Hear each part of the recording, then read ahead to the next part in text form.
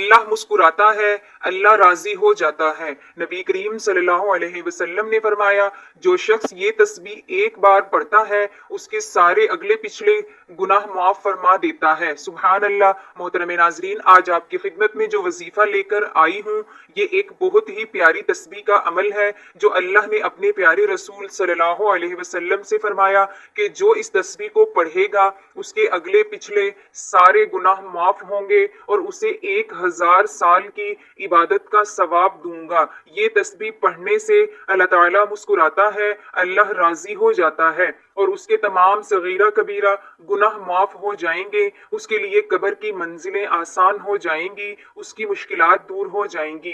खुदा उस पर सलामती और रहमतें नाजिल फरमाएगा, क्योंकि नाजरीन जब अल्लाह राजी हो जाए, उसका महबूब राजी हो जाए तो फिर दुनिया आपके कदमों में होगी, दुनिया की हर चीज आपके कदमों में होगी। लेकिन आपने अल्लाह पर यकीन के साथ, अल्लाह पर भरोसे के साथ, सच्चे दिल के साथ आमाल करने हैं, अल्लाह से गुनाहों की तौबा करनी है।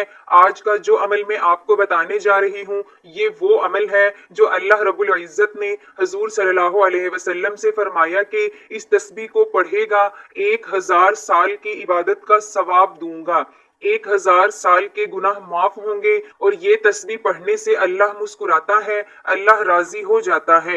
ये कितनी फजीलत वाली तस्बीह है। मोहतरम नाजरीन, ये छोटा सा अमल आपने करना है और हमें इसका मौका बार बार नहीं मिलेगा, इसलिए वीडियो को काट कर मत देखिएगा, वीडियो को मुकम्मल देखा करें, उसको दोस्त अहबाब के साथ शेयर किया करें ताकि आपकी वजह से जो भी इस पर अमल करे उनको भी इसका अजर मिलेगा। इसमें मेरा तुम्हारा सबका हिस्सा होगा, ये हमारे लिए सदका जारिया बन जाएगा। इसलिए आप इसको जरूर शेयर किया करें और वीडियो को पूरा देखा करें ताकि आप अमल को समझ सकें और इसको सही तरीके से कर सकें।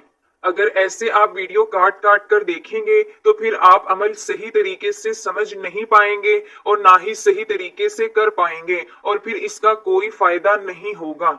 नाजरीन, अल्लाह रब्बुल इज्जत बहुत रहीम और करीम जात है। अल्लाह ताला इंसान को अपनी तरफ बुलाने के बहाने ढूंढते हैं कि किसी तरह मेरा बंदा मेरी तरफ आ जाए, के रास्ते पे आ जाए।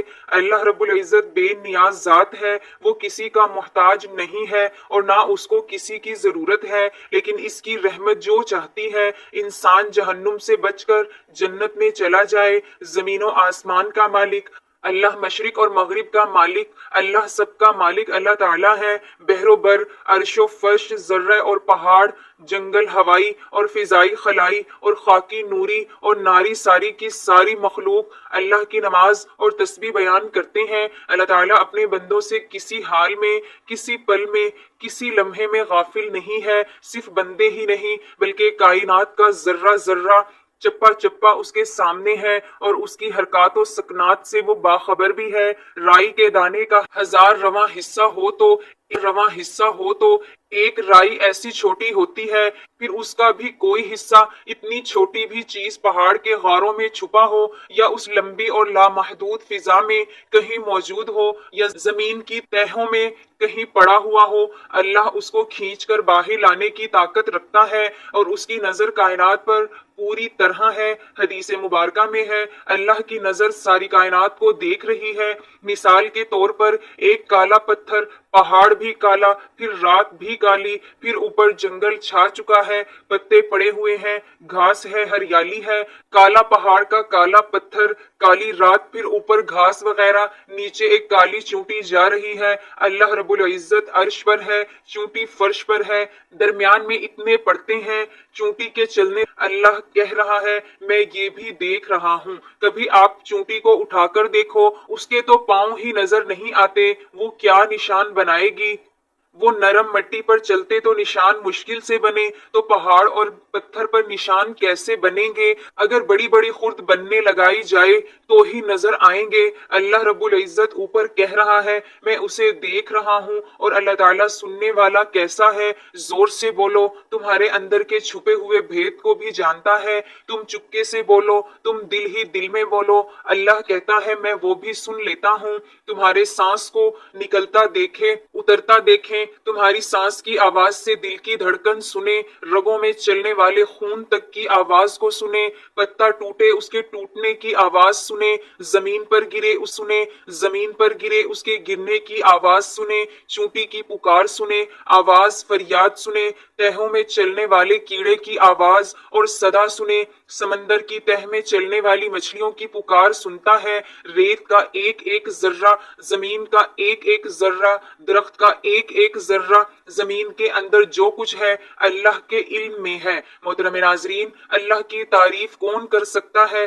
اللہ خود اپنی صفات بیان کرتا ہے۔ اللہ کہتا ہے کہ سمندر کو سیاہی بنا دوں، 7 سمندر بھی سیاہی بن جائیں، ساری دنیا کے درخت لے کر قلم بنا دیں، ایک سندل کے درخت سے کتنی قلم بنے گی، سمندر اور سیاہی، درخت، قلم، انسان اور جنات لکھنے بیٹھ جائیں، فرشتے بھی آ کے شروع کر دیں تو اللہ رب العزت فرماتے ہیں قلم ٹوٹ جائیں گی، میری تعریف ختم نہیں ہوگی، اتنے قلم اور سیاہی اور لے لیں تو وہ بھی ختم ہو جائیں گے۔ اور اللہ وہ ذات ہے جسے سارا جہاں پکارے، اور اللہ سب سے یہ نہیں کہے گا کہ باری باری بولو، یہ نہیں کہے گا کہ صرف عربی میں بولو، میری زبان عربی ہے، یہ نہیں فرمائے گا، پشتو میں بولو، اردو میں، ہندی میں، انگلش میں بولو، پنجابی میں بولو، سندھی میں بولو، دنیا کی جتنی زبانیں ہیں ان میں بولو، کائنات کی ساری زبانوں میں اپنے رب کو پکارو، وہ فرماتا ہے میں تمہارا وہ سننے والا رب ہوں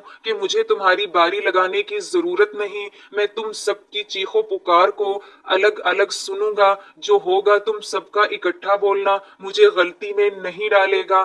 فلاں نے کیا لفظ بولا، فلاں نے کیا کہا، میں سب کی بات الگ الگ سن سکتا ہوں۔ تو محترم ناظرین، ایسی زبردست شان والے اللہ کی نہ ماننا، اس کی نافرمانی کرنا، اس میں ہماری ہی ہلاکت، ہمارا ہی نقصان ہے۔ اور اللہ کے نبی کہہ رہے ہیں کل حساب ہونے والا ہے اور عمل کوئی نہیں کر سکتا۔ اس وقت جو سب سے بڑی آفت اور مصیبت ہے کہ انسان یہ دنیا چھوڑ کر جاتا ہے، کتنے ارمانوں سے آپ لوگوں نے گھر بنائے ہوئے ہیں اور ہر شخص نے بنائے ہیں، حتیٰ کہ چڑیا بھی گھونسلہ شوق سے بناتی ہے، ایک پرندہ ہے چھوٹا سا، وہ بھی بڑے ذوق شوق سے تنکے اکٹھے کر کے اپنے لیے گھونسلہ بناتا ہے، کہ یہ ہر جاندار کی فطرت ہے کہ وہ رہنے کے لیے کوئی نہ کوئی ٹھکانہ بناتا ہے، کتنے ارمانوں سے گھر بناتا ہے اور پھر خاموشی سے چھوڑ آتا ہے، اور پھر خاموشی سے چھوڑ کر لوگوں کے کندھوں پر سوار ہو کر اندھیری کوٹھڑی میں جا کر سو جاتا ہے۔ حبیب ابن عمر رحمت اللہ علیہ ایک تابعی ہیں،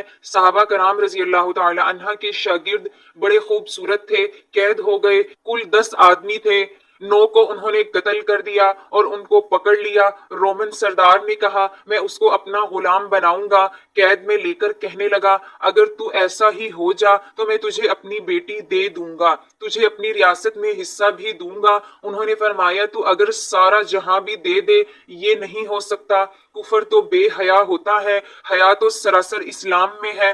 اس نے اپنی بیٹی سے کہا اس سے بدکاری کرو، جب یہ اس رخ پر آئے گا تو اسلام بھی چھوٹ جائے گا۔ روم کی لڑکی تھی، ادھر روم کا حسن، ادھر اور قوت بھی جوان ہے، اور یہ 2 ہیں، تیسرا بھی کوئی نہیں ہے۔ اب یہاں ساری رکاوٹیں ختم ہیں اور وہ دعوت دے رہی ہے، اور یہ نوجوان اپنی نظر جھکانے کی لذت چکے ہوئے ہیں، اسے پاک دامنی کی لذت کا پتہ ہے، لہٰذا اس کی نظر اٹھنے کا نام ہی نہیں لیتی۔ اس نے سارے جتن کر مارے، اپنے حسن کا ہر تیر آزمایا، اپنے مکر کا ہر جال پھینکا، لیکن پاک دامنی کی تلوار نے ہر جال کی ہر تار کو توڑ دیا اور ہر تیر کو بیکار کر دیا۔ آخر 3 دن بعد اس نے ہتھیار ڈالے، کہنے لگی اللہ کے بندے یہ تو بتا تجھے روکتا کون ہے، آج تیسرا دن ہے، تو نے مجھے نظر اٹھا کر نہیں دیکھا، روکنے والا کون ہے؟ اس نے کہا مجھے روکنے والا وہ ہے جو نہ سوتا ہے نہ اونگتا ہے، جو مجھ سے غافل نہیں، میں اس سے غافل نہیں، میں اس سے غافل ہوں، وہ میرا رب ہے جو عرش پر بیٹھا مجھے دیکھ رہا ہے، میری محبت غالب آتی ہے یا شہوت غالب آتی ہے، مجھے آگے کرتا ہے یا شیطان کو آگے آگے کرتا ہے، اے لڑکی مجھے میرے رب سے حیا آتی ہے، اس لیے میں نے اپنی طاقت کو روک رکھا ہے۔ وہ باہر نکل کر اپنے باپ سے کہنے لگی، آپ نے مجھے کس پتھر کے پاس بھیجا، کس لوہے کے پاس بھیجا ہے جو نہ دیکھتا ہے نہ کھاتا ہے، میں کہاں سے اسے گمراہ کروں؟ محترم ناظرین، اللہ تعالیٰ کی ذات کا ڈر اور خوف انسان کو اس حد تک لے جاتا ہے کہ آج ہم کیا کر رہے ہیں یہ ہمیں سوچنا ہوگا۔ حضرت سلمان فارسی رضی اللہ تعالی عنہ کو کون نہیں جانتا؟ حضرت حسن بصری رحمت اللہ علیہ نے فرمایا، اگر تمہارا دشمن اللہ کا نافرمان ہے تو تجھے بدلہ لالا خود اپنے نافرمان کا بدلہ چکائے گا، جو عبرتناک طریقے سے قبر اس کا حشر کرے گی۔ ساری دنیا کے انسانوں کو اس کے آنے والے دن سے بچانا ہے اور اپنے آپ کو بھی بچانا ہے، گرمی سردی سے بھی بچانا ہے، یہ حقوق کا معاملہ ہے۔ لیکن اپنے آپ کو جہنم کی آگ سے بچانے کے لیے اللہ نے فرمایا، جس کا ترجمہ جس آگ کا ایندھن ہم اور آپ ہیں۔ اس آیت کو سننے کے بعد حضرت سلمان فارسی رضی اللہ تعالی عنہ روتے ہوئے باہر نکلے، 3 دن غائب رہے اور کسی کو نہیں ملے۔ نبی صلی اللہ علیہ وسلم نے فرمایا، ان کو تلاش کرو۔ جب تلاش ہوئی تو پہاڑی میں بیٹھے ہوئے تھے، سر پر مٹی ڈالی ہوئی تھی اور رو رہے تھے کہ اس آگ کی حالت کیا ہوئی جس کا ایندھن انسان اور پتھر ہے۔ ان کو پکڑ کر آپ صلی اللہ علیہ وسلم کی خدمت میں لایا گیا تو فرمایا کہ اس آیت نے مجھے بے قرار کر دیا۔ آپ صلی اللہ علیہ وسلم نے فرمایا، آپ ان میں سے نہیں ہیں۔ سلمان فارسی رضی اللہ تعالی عنہ تو وہ ہیں جس کو جنت خود ہی چاہتی ہے، جس کو جنت چاہے وہ جنگلوں اور پہاڑوں میں نکل جائے، اور جس کو کچھ پتہ ہی نہیں جنت اور جہنم کا وہ مزے کی نیند سو جائے۔ ایک صحابی تہجد کی نماز میں رو رہے تھے کہ اللہ جہنم کی آگ سے بچا۔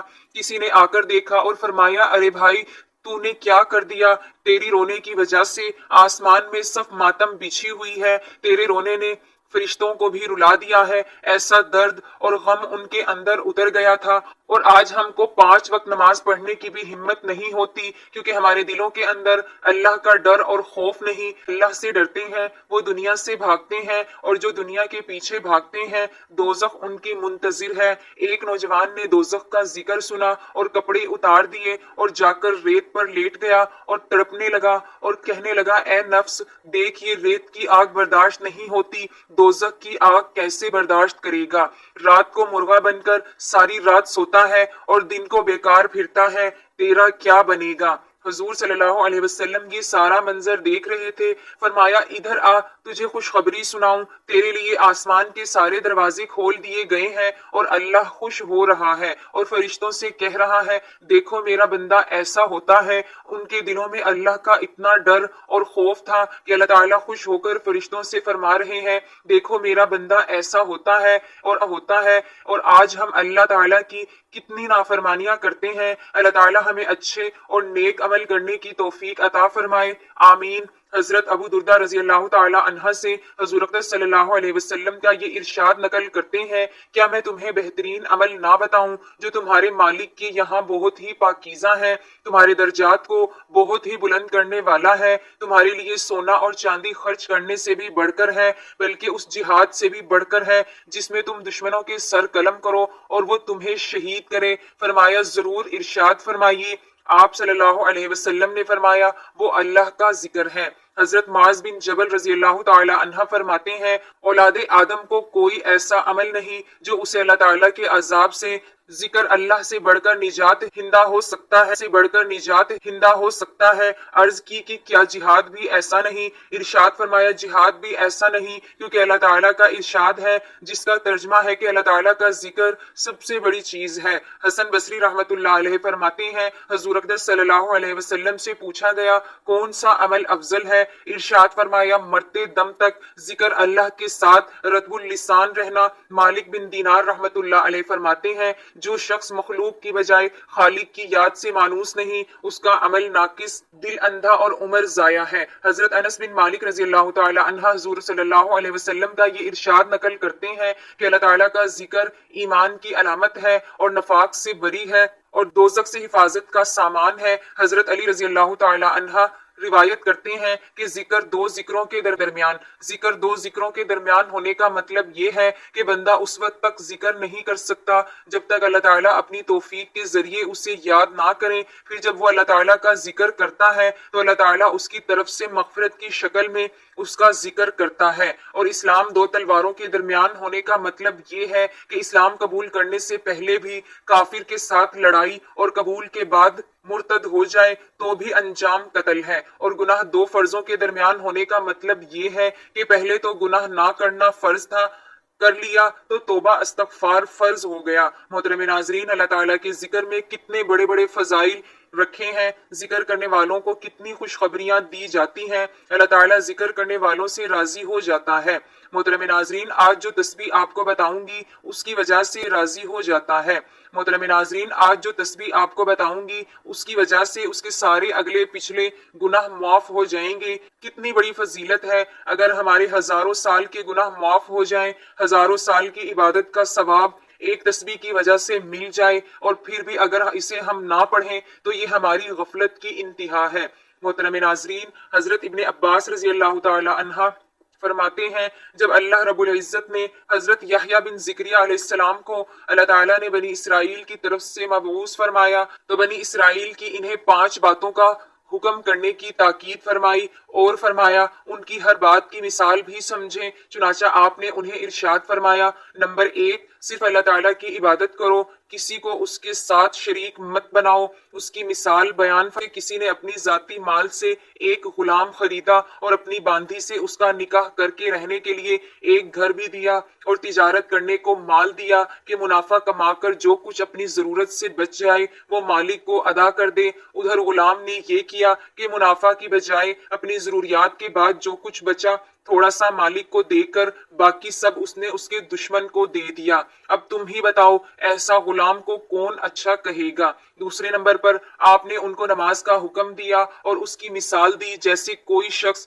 کسی بادشاہ کی ملاقات کے لیے شرف حاصل کرے، لیکن شرف حاصل ہونے پر جب بادشاہ اس کی طرف متوجہ ہو تو اس کی حاجات معلوم کر کے پوری کریں تو یہ خود کمال غفلت شیطان بائیں جھانکنا شروع کر دیں، جس پر بادشاہ بھی منہ موڑ کر اس کی طرف سے بے نیاز ہو کر بیٹھتا ہے. نمبر 3، پھر آپ نے ان کو روزے کا حکم فرمایا اور ساتھ ہی یہ مثال سمجھائی کہ روزے دار کی مثال اس شخص کی سی ہے جو ہتھیار لگا کر تلوار تھام کر لڑائی کے لیے نکلتا ہے، جس کے بعد نہ تو دشمن اس تک پہنچ سکتا ہے اور نہ ہی اس کا کوئی ہتھیار اس پر کارگر ہو سکتا ہے. نمبر 4، پھر آپ نے ان کو صدقے کا حکم دیا اور یہ مثال سنائی جیسا کسی شخص کو دشمن قید کر لیں اور یہ ایک خاص رقم کے عوض اسے تھوڑا کر کے پھر تھوڑا بہت جو کچھ بھی کماتا ہے اسے ادا کرتا ہے حتیٰ کہ اپنے آپ کو آزاد کروا لے. نمبر 5، پھر آپ نے ان کو اللہ تعالیٰ کے ذکر کا حکم دیا اس کی مثال کے ساتھ کہ ذکر کی مثال یوں سمجھو جیسے کسی قوم پر دشمن حملہ کرنے لگے اور وہ قوم قلعہ میں داخل ہو کر دروازہ بند کر لیں اور قلعہ بند ہو کر دشمن سے اپنی جان بچائیں. محترم ناظرین، اللہ تعالیٰ ہم کو بھی نیک اور اچھے کام کرنے اور اپنا ذکر کرنے کی توفیق عطا فرمائے، آمین. اب ہم چلتے ہیں آج کی اس تسبیح کی طرف جس کے پڑھنے سے اللہ تعالیٰ اس کے سارے اگلے پچھلے گناہ معاف فرما دیتا ہے، اور یہ تسبیح پڑھنے سے اللہ مسکراتا ہے، اللہ راضی ہو جاتا ہے.